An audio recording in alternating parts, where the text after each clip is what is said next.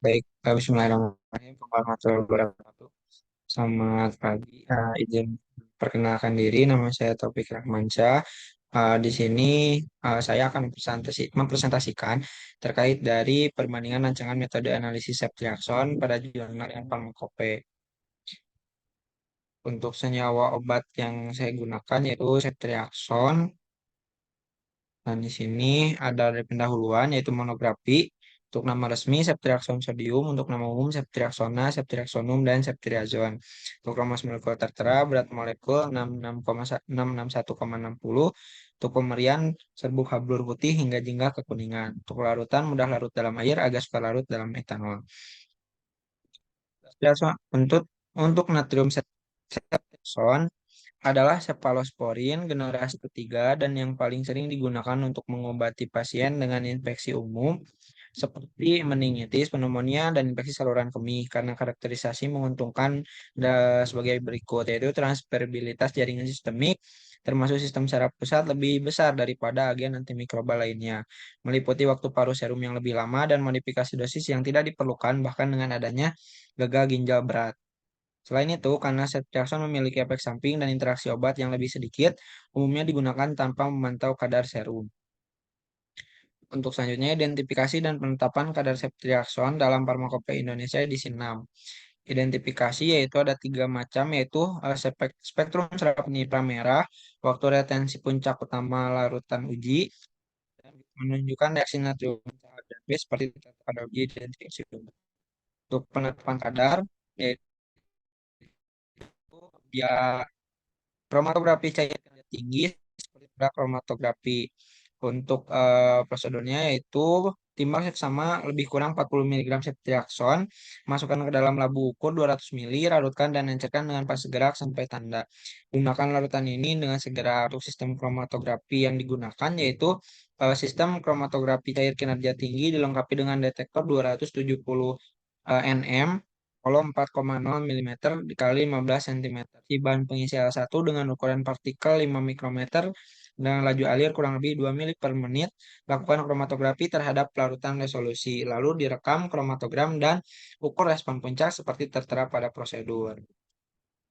Untuk prosedur penetapan kadar yaitu disuntikan secara terpisah sejumlah volume sama lebih kurang 20 mikromili larutan baku dan larutan uji ke dalam kromatograf, rekam kromatogram dan ukur respon puncak utama. Lalu hitung jumlah dalam miligram ceftriaxone per miligram zat uji dengan rumus tertera.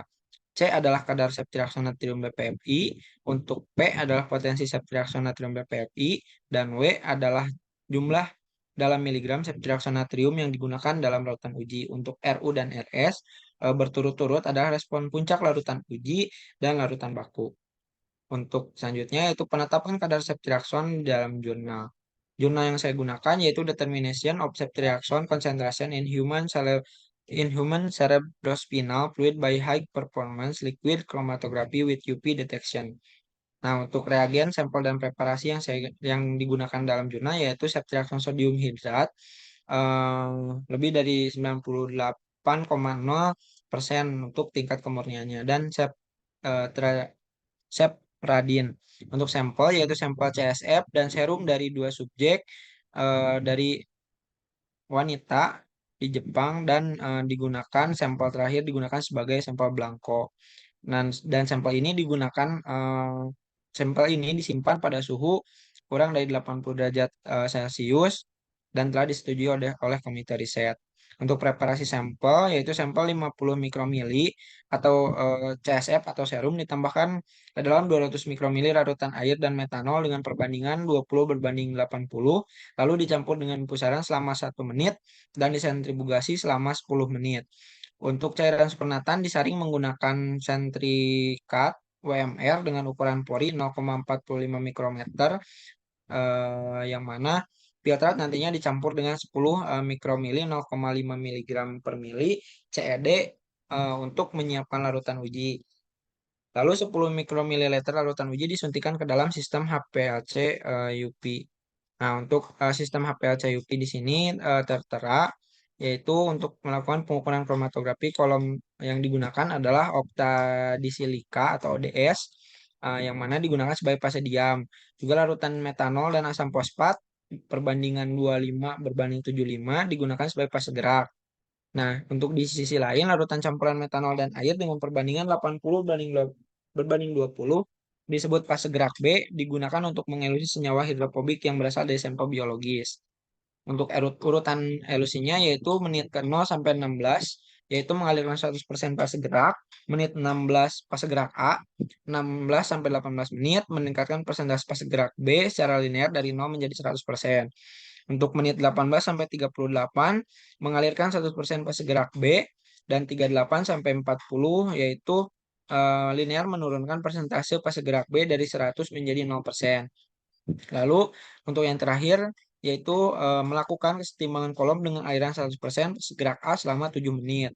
Nah, laju aliran di sini yaitu 0,7 mili per menit dan suhu kolom pada 25 derajat Celcius dipertahankan selama pengukuran. Dan untuk panjang gelombang yang digunakan yaitu disesuaikan pada 280 nm. Dan di samping adalah spektrum kromatogram dari larutan standar ceftriaxone dengan sepradin sebagai IS. Nah, lalu selanjutnya di sini tertera untuk sistem HPLC-UP untuk menentukan konsentrasi ceftriaxone. Nah, di sini tertera bahwa asam fosfat dipilih untuk menyiapkan fase gerak asam berair karena sifat penyerapan cahayanya lebih lemah di wilayah ultraviolet. Penurunan rasio metanol terhadap air yang mengandung asam fosfat dalam fase gerak mencapai pemisahan yang jelas antara puncak ceftriaxone dan komponen yang berasal dari plasma. Lalu untuk menentukan ceftriaxone dalam plasma dan CSF dengan resolusi yang memadai dalam waktu singkat, larutan tersebut dicampurkan metanol dan asam fosfat dengan perbandingan 25 berbanding 75. Nah, di sini dipilih untuk fase gerak yang optimal. Kondisi HPLC-UP dalam penelitian ini dijelaskan nanti di dalam kromatogram dalam bentuk kromatogram. Nah, di sini ada kromatogram yang A merupakan sampel kosong dari cerebrospinal manusia, yang B adalah kontrol serum manusia, yang C yaitu adalah cairan cerebrospinal, dan yang D yaitu serum pasien manusia yang diberi dosis ceftriaxone sodium. Nah, di sini pasien adalah pasien dengan 50 yang diberikan 50 mg per kilogram per hari ceftriaxone, C puncak dan C lewat masing-masing adalah 546 dan 25 mg per mili.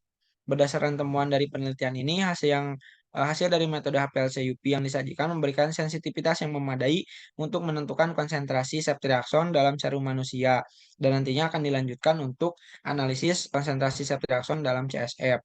Nah, berikut adalah tabel dari penentuan konsentrasi ceftriaxone dalam CSF manusia. Nah, didapatkan bahwa metode HPLC saat ini memberikan pengukuran ceftriaxone yang akurat dan tepat dalam sampel CSF dan serum manusia.